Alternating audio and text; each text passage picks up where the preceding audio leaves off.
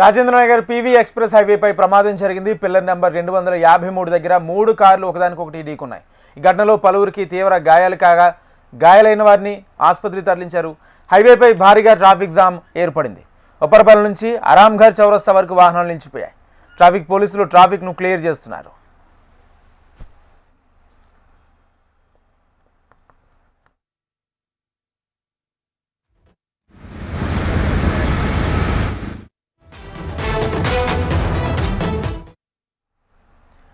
Rajendranagar PV express హైవేపై ప్రమాదం జరిగింది. Pillar number 253 దగ్గర 3 కార్లు ఒకదానికొకటి ఢీకొన్నాయి.